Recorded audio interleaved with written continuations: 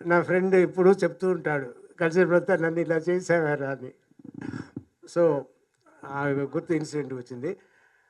Father నాకు ఎక్కడ గుర్తు నేను అలా ఒక ఆ క్యారెక్టర్‌లో పడి ఎళ్ళానే గానీ, ఫాదర్ నన్ను ఇలా చేసేవారు, లేదు ఫాదర్ నాకు ఇలా ఉండేవారు అన్నట్టు నాకు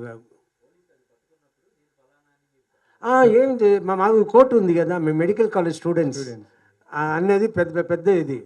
అదైతే మేము ఒక అసిస్టెంట్ కమిషనర్ ఒక సన్‌గా ఉండి, ఇలా చేస్తావా? సిగ్గు లేదా? అన్నట్టు గూడా అడుగుతారు.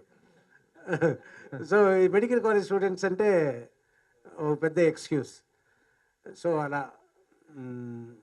ఇప్పుడు బైకర్‌లో శర్వా గారికి ఫాదర్‌గా చేశారు కదా సార్. హ్మ్. నెక్స్ట్ ఇంకెవరన్నా హీరో వస్తే అలాగా మళ్ళీ యాక్సెప్ట్ చేస్తారా? హీరో ఫాదర్‌గా చేయడము.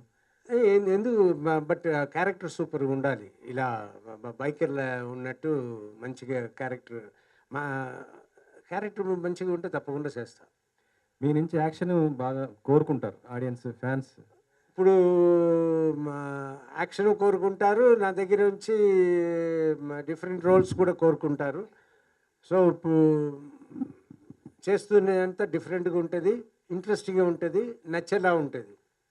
ఇప్పుడు నేను నెక్స్ట్ చేసే ఓ సినిమా ఆహ్, అన్నీ ఉంటాయి. అన్నీ మిక్సర్.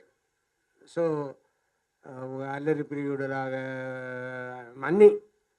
మళ్ళీ 'అల్లరివీడు' సీక్వెల్ చేయాలంటే చేస్తారా? అలాంటి మూవీస్ మీకు మీరు బాగా హిట్ మీరందరూ చూస్తారంటే చేస్తా. చేయడం మనకెందుకు ప్రాబ్లమ్ కదా! మీ బాడీ లాంగ్వేజ్ ఒక స్పెషాలిటీ ఉంటుంది సార్ అది. ఏదైనా సరే ఇలా అంటారు కదా! అవును. అది. అలాంటి మేనరిజంగా పెట్టేశారు. ఆ! అంతే. ఓకే. సినిమాలు చేయాలని. అవును. ఈ బైకర్ మంచి సినిమానే చేసాం గానీ అది టైము కంటిన్యూ అవ్వాలి. తీసుకున్నాము. ఆ కష్టం ఫలించింది. నేను I was taking care of that character from the beginning. దీన్ని ఇలా ఉండాలి అని అనుకుని చేశాను. దాని రిజల్ట్ ఇప్పుడు మీరందరూ ఇస్తున్నారు, చూపిస్తున్నారు. Really I'm very happy. ఫర్దర్‌గా మీరు సెలెక్ట్ చేసుకునే క్యారెక్టర్స్ ఎలా ఉండబోతున్నాయి? ఎలాంటి డైరెక్టర్స్ మిమ్మల్ని అప్రోచ్ అవుతున్నారు? ఇప్పుడు అప్రోచ్ అయిన వాళ్ళు ఇంకా సబ్జెక్ట్ చెప్పలేదు. ఇద్దరు ముగ్గురు మంచి సినిమా టేస్ట్ ఉన్న వాళ్ళు అప్రోచ్ అయ్యారు. సో, ఇంకా సబ్జెక్ట్ మాట్లాడుకుని నెక్స్ట్ ప్రొసీడింగ్స్ ఉంటాయి.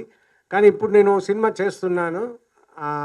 2 సినిమాలు చేస్తున్నా. ఒకటి 'మగాడు' అని మన పవన్ సాధినేని డైరెక్షన్‌లో. ఓకే. అది నెక్స్ట్ రిలీజ్ కాబోతుంది కాబట్టి దాని ముందు ఇంకో సినిమా చేస్తున్నాను. ఇంకా టైటిల్ అనుకోలేదు. డైరెక్టర్ పేరు చెప్పొచ్చండి? మరి డైరెక్టర్ మన ఐవి శశి గారి అబ్బాయి ఓహో! అని శశి. అది మలయాళం డైరెక్టర్ శశి గారు. అవును.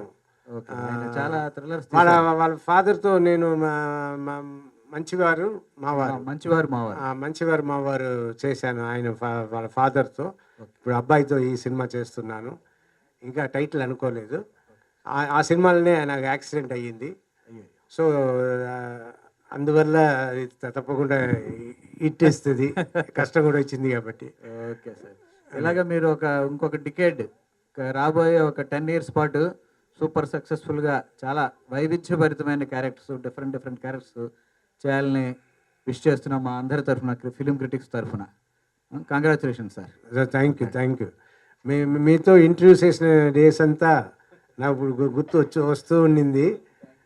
Great days and we enjoyed greatly. Rajasekhar గారు, యాక్చువల్గా మీరు ఒక విలన్గా రీఎంట్రీ ఇస్తారని చెప్పి వార్తలు వచ్చాయి. చూస్తే మీరు ఒక సాఫ్ట్ క్యారెక్టర్ తోటి వచ్చి ఇట్టు కొట్టారు. భవిష్యత్తులో అంటే విలన్ క్యారెక్టర్స్ ఏమైనా వస్తే మీరు చేస్తారు? వస్తే తప్పకుండా చేస్తాను. విలన్ క్యారెక్టర్ వచ్చి చేయడం బిగినింగ్ కొన్ని క్యారెక్టర్స్ చేయడం చాలా ఈజీ. ఎందుకంటే ఎలాగైనా మనం చేయొచ్చు.